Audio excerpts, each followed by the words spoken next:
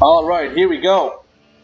First YouTube video for Age of Empires 4. I am GrandPatza, and I'm playing against 19941139332. And I am the English against Holy Roman Empire. I really dislike playing Holy Roman Empire very much because their men-at-arms are super strong against my longbowmen. But we'll see what happens in this video. This game is only 17 minutes long, and I go for 2 scouts, so 2 scout opening. Let me reveal everything here. Standard English opening. 6 on food, 2 on gold. The next 2 will be on food, that makes 8. Oh, looks like one of my scouts runs right into the town center of Holy Roman Empire player. This is a quick match.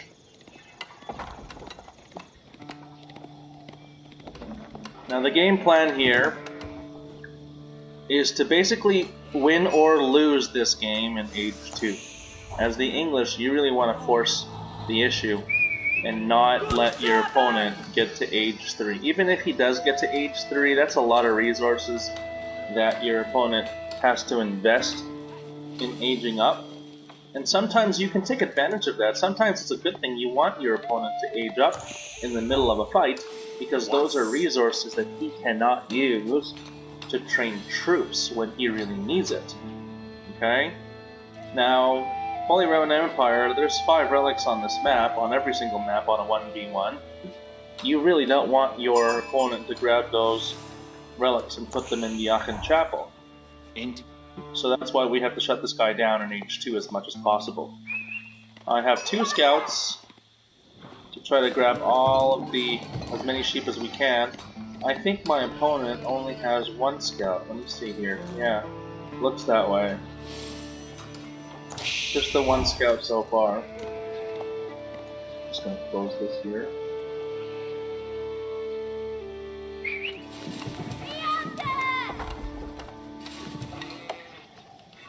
So this is the macro that we're looking for.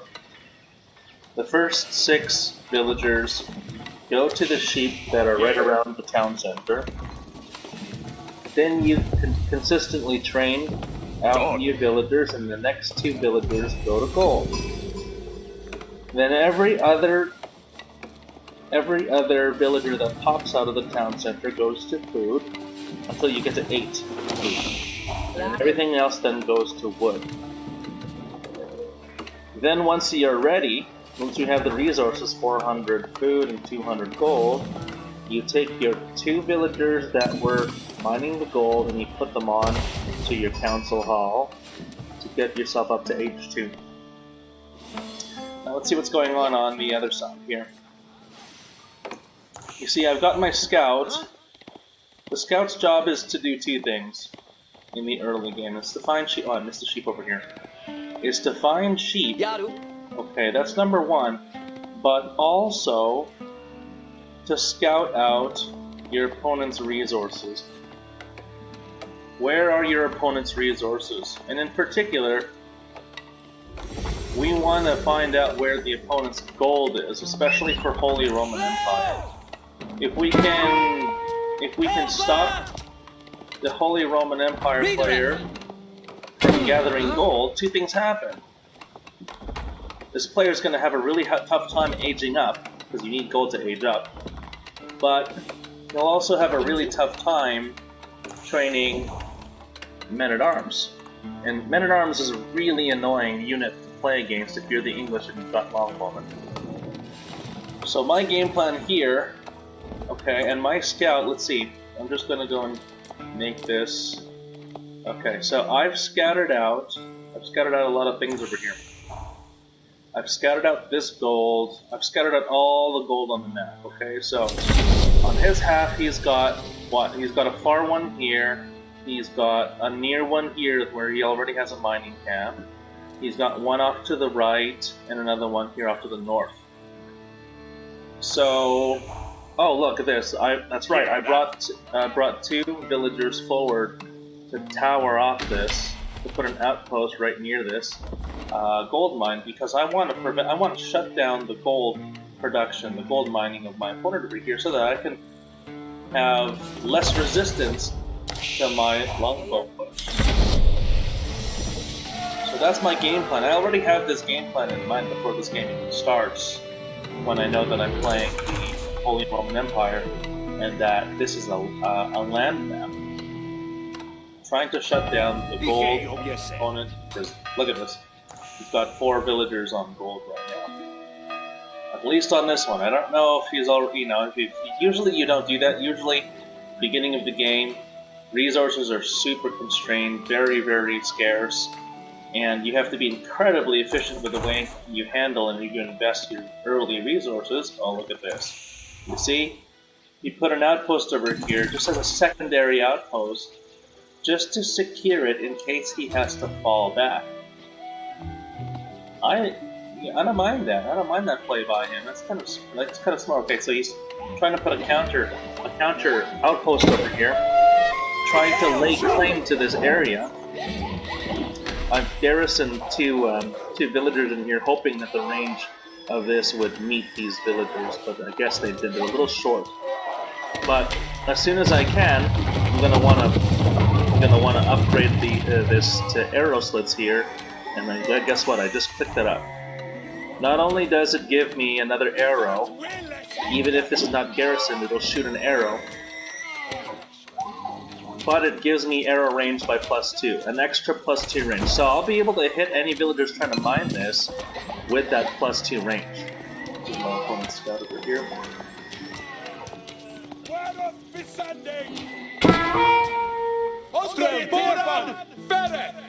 Let's see what's going on down here. So I have some, well, I'm not currently housed right now. I do have some longbow production happening. And I don't want to really invest, because this is a 1v1 and the paths are not very long.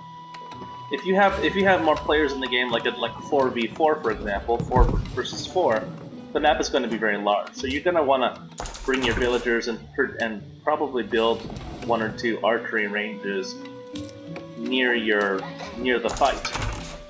But this is a 1v1 and I'm not that far away from my opponent.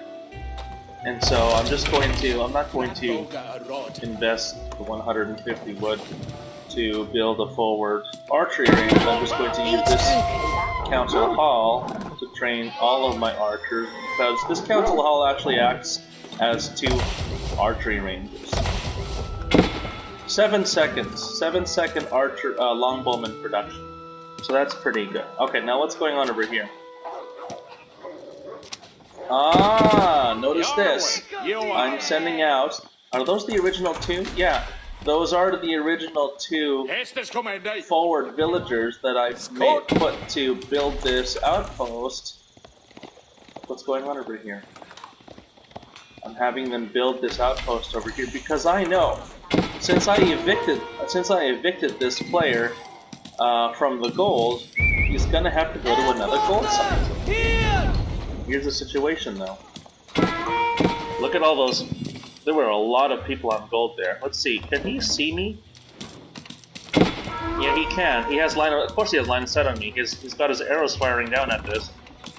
And this time around, I put this in a good spot because this outpost can't reach my villagers building this. It can only just hit the outpost itself. So I've already put arrow slits on here so that I can reach these villagers and evict them from this gold as well. What do we have in terms of military production? We have an archery range. It's an interesting choice that my opponent has put down an archery range, because my longbowmen are going to outrange and outpower these archers. The English longbowmen are the #1, the very best archers in the entire game. Alright, so you can see over here, We have 70 health, and then we have 5. We have 5 damage. Let's see. What about an English longbowman? 70 health and 6 damage. Okay, but what about the range? The range on the longbow is 7 tiles range and 1.28 attack speed. 1.28 shots per second.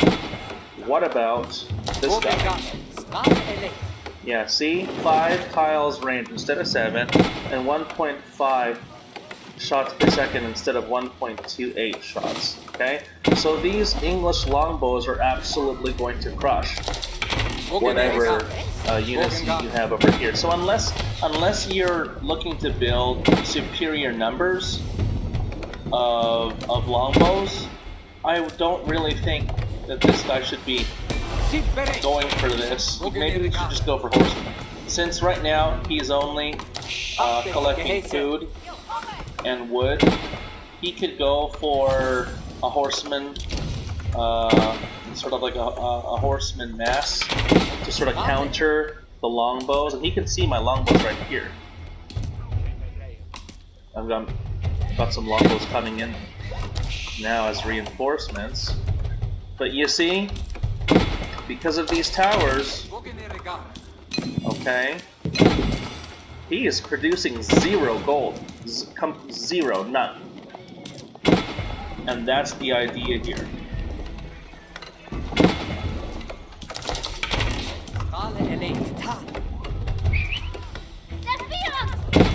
Alright, let's see what's going on in my base. My base is completely unharassed. There is nothing going on besides my own economy, and that's the way I like it. In the early game, you want to put the focus of the game on your opponent so that you're idling his villagers, or you're killing his villagers, or you are denying him precious resources. Look, I even put one over here. I put an outpost with arrow slits on this top gold over here, and I do the same thing down below. There should be arrow slits coming anytime now. Okay, alright, so we see over here, we're building our rams. We already have we put up the siege workshop, research siege engineering, building our rams, and then we have a forward stable. Why? Because I guess we want to go for villager raids, and we want to harass the opponent's archers that we know that he's got. Okay, so now he's doing a good job. He's doing the best he can by countering what I'm doing and trying to alleviate pressure on this gold because he knows he desperately needs it.